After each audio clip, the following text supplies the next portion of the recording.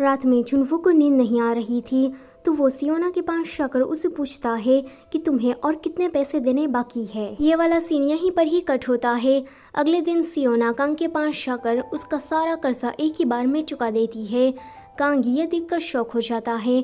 वो उसे पूछता है कि तुम्हारे पास इतने सारे पैसे आए कहाँ से। इस पर सियोना कहती है कि अचानक से ही मेरी लॉटरी लग गई, अब मुझे तुम्हारा ये बेकार सा चेहरा देखना नहीं पड़ेगा। मैं तुम्हें 3 घंटे देती हूँ, इन 3 घंटों के अंदर जल्दी से मेरा घर खाली कर दो। दरअसल में कांग सियोना की ही बिल्डिंग में रहता था। सियोना उसे कहती है कि जल्दी से बाहर निकल कमीने। वो ये बात इतनी ज्यादा जोर से चलाकर कहती है कि नीचे खड़ा इंस्योप भी डर जाता है। अगले सीन में कांग बहुत ही ज्यादा खुश होकर अपने सारे पैसे लॉकर में रख देता है, लेकिन जब वो उसे दोबारा चेक करने के लिए चाहता है तो सारे पैसे गायब थे। और हमें तो पता ही है कि ये सारा काम जुनवू का है। सियोना अपनी बिल्डिंग को देखते हुए अपने डैड को याद कर रही थी, तभी ही उसके पास इंस्योप आता है। वो कहता है कि तुम रो क्यों रही हो, क्या तुम्हारे हाथों से ये बिल्डिंग चली गई? तो वो कहती है कि ऐसी बात नहीं है, आज मैं बहुत ही ज्यादा खुश हूँ, तो मैं तुम्हें ट्रीट देना चाहती हूँ। सियोना जिस बार में काम कर रही थी वो इंस्योप को भी वहाँ लाती है। इंस्योप उसे कहता है कि तुम्हारे पास इतने सारे पैसे आए कहाँ से? सियोना उसे कहती है कि मैंने तुम्हें कितनी बार बताया कि मेरी लॉटरी लग गई। तो वो कहता है कि तुम्हारी इस बात पर मैं यकीन कर लेता हूँ। उस बार की ऑनर सियोना और इंस्योप दोनों को पहले से ही जानती थी।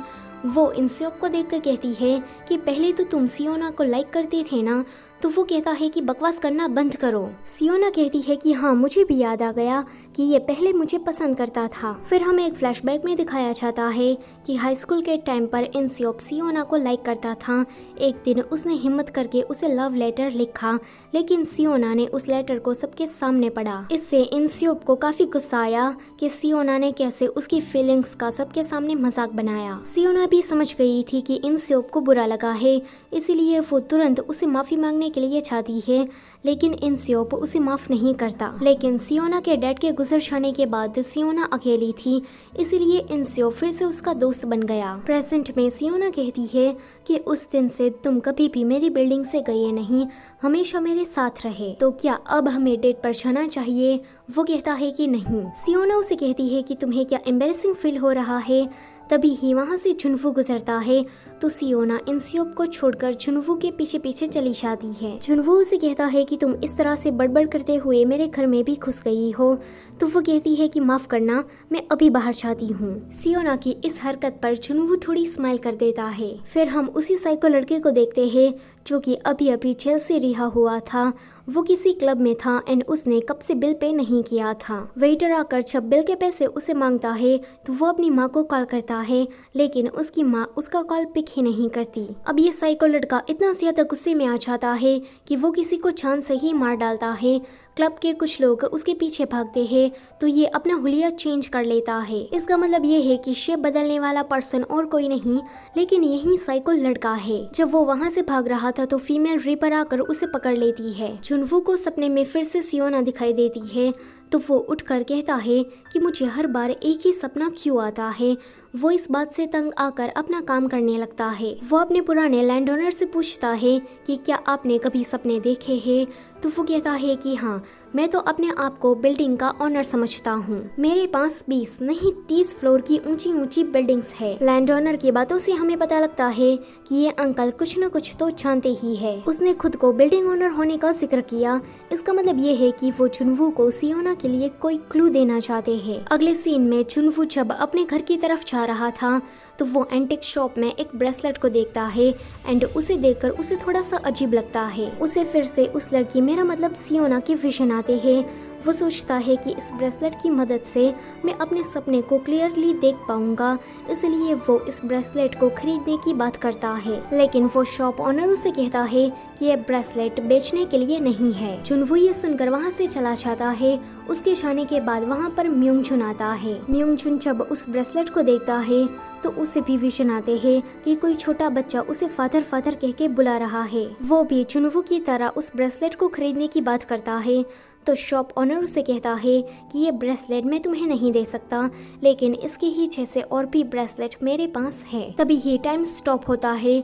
जुनवू शॉप के अंदर आकर उस ब्रेसलेट को चुरा लेता है। म्योंगजुन तो एक ग्रीम रिपर था, इसलिए टाइम स्टॉप होने का उस पर कोई भी असर नहीं होता एंड वो ये सारा नजारा अपनी आंखों से देखता है। जुनवू उस ब्रेसलेट को लेकर अपने पुराने लैंड ओनर के पास जाता है तो वो उसे कहते हैं कि ये कोई साधारण ब्रेसलेट है, इसमें ऐसा कुछ भी खास नहीं है।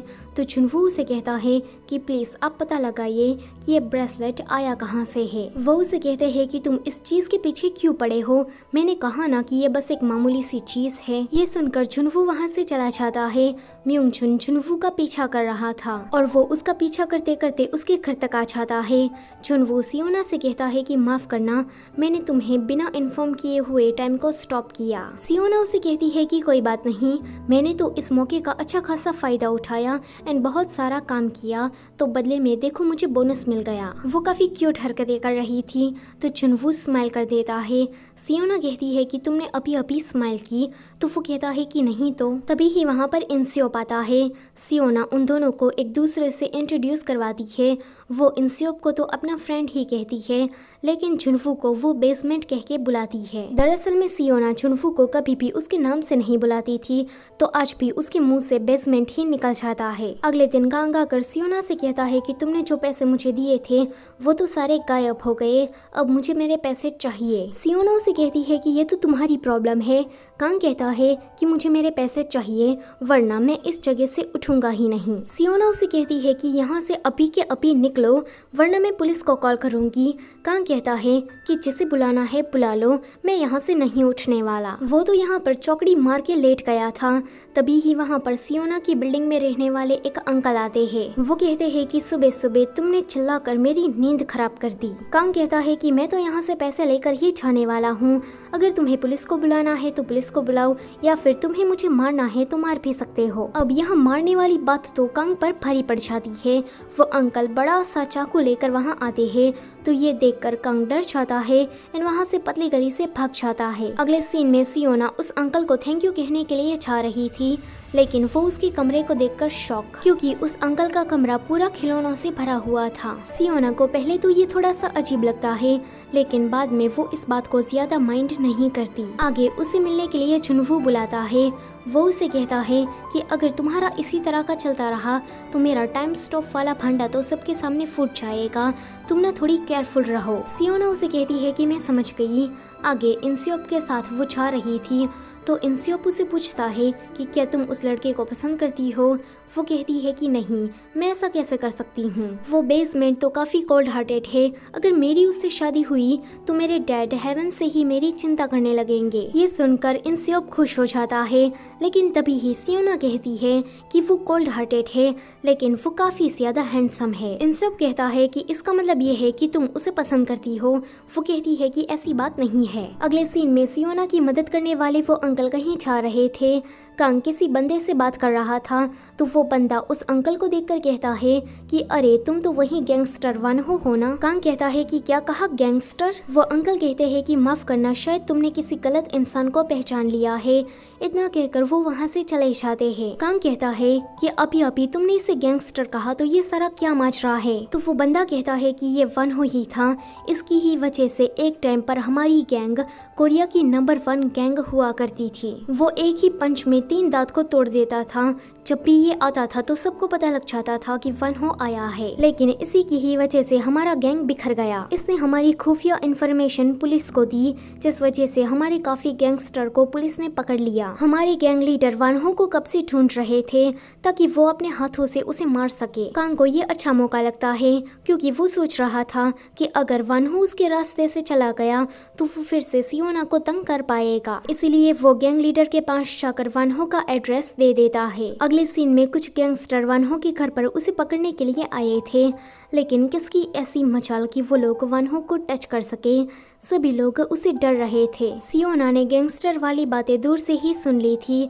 जब वो सारे लोग वहाँ से चले जाते हैं तो वन हो खुद सियोना को अपनी स्टोरी बताता है। एक फ्लैशबैक में हमें दिखाया जाता है कि वन हो अपने कुछ लोगों को लेकर पैसे वसूली करने के लिए जाता है। वो बंदा उसे कहता है कि अभी मेरे पास पैसे नहीं है, तुम मुझे थोड़ा और टाइम दे दो, लेकिन वन हो उसकी बात नहीं सुनता एंड उसके ऑफिस को तोड़ने लगता है। और यहाँ पर उसे कुछ छुपाए हुए पैसे मिलते हैं तो वन हो उन पैसों को लेकर जाने लगता है। वो बंदा उसे कहता है कि इन पैसों को छोड़ दो, ये पैसे मेरी बेटी के हॉस्पिटल बिल के लिए है। वो बंदा वन हो को काफी रिक्वेस्ट करता है, लेकिन वन हो उसकी एक बात को भी नहीं सुनता एंड वहाँ से वो पैसे लेकर चला जाता है। थोड़ी देर के बाद उसे खबर मिलती है कि उस बंदे ने सुसाइड कर लिया है। वन हो जब उसे देखने के लिए जाता है तो उसे पता लगता है कि ये बंदा सच कह रहा था, सच में उसकी बेटी हॉस्पिटलाइज है। उस बच्ची की हालत इतनी ज्यादा क्रिटिकल थी कि अगर टाइम पर ऑपरेशन नहीं किया तो वो मर सकती है। वन हो को अपने किए पर पछतावा हो रहा था तो वो उस बच्ची के ऑपरेशन के सारे पैसे भर देता है। थोड़ी देर के बाद वो बच्ची आकर उसे कहती है कि गैंगस्टर अंकल, आप ही ने ही पैसे भरे हैं ना, आपकी वजह से मैं थोड़े और दिन जी पाऊंगी। टाइम ऐसे ही बीत जाता है। वन हो हमेशा ही उस छोटी बच्ची को देखने के लिए हॉस्पिटल आता रहता था। उस बच्ची के लिए वन हो तो अब दूसरा फादर बन गया था, लेकिन बदकिस्मती से वो बच्ची उस बीमारी से बच नहीं पाती एंड उसकी मौत हो जाती है। जाने से पहले उस छोटी बच्ची ने वन हो के लिए एक लेटर छोड़ा था। उसने उसमें लिखा था कि मैं जानती हूँ कि आप मेरे डैड के फ्रेंड नहीं हो, लेकिन आप एक गैंगस्टर हो। मेरे डैड आपकी वजह से नहीं बल्कि मेरी वजह से मरे हैं, तो आपको ज़्यादा गिल्ट में रहने की ज़रूरत नहीं है। आप एक अच्छे इंसान हो तो आप अपनी जिंदगी को भी अच्छी तरीके से ही जीना। उसका लेटर पढ़कर वन हो काफी टूट जाता है और ये फ्लैशबैक भी यहीं पर ही खत्म होता है। वन हो सियोना को ये सारी बातें बता रहा था तो सियोना उसे कहती है कि अच्छा, तो इसीलिए इतने सारे खिलौने आपके कमरे में थे। वन हो कहता है कि उस टाइम पर मैं भाग गया था तो गैंग लीडर को ऐसा लगता है कि मैंने ही खबर को लीक किया होगा। सियोना कहती है कि ये तो बहुत बड़ी गलतफहमी है, आपको जल्दी से इसे क्लियर करना चाहिए। वन हो ये सुनकर गैंग लीडर के पास जाता है।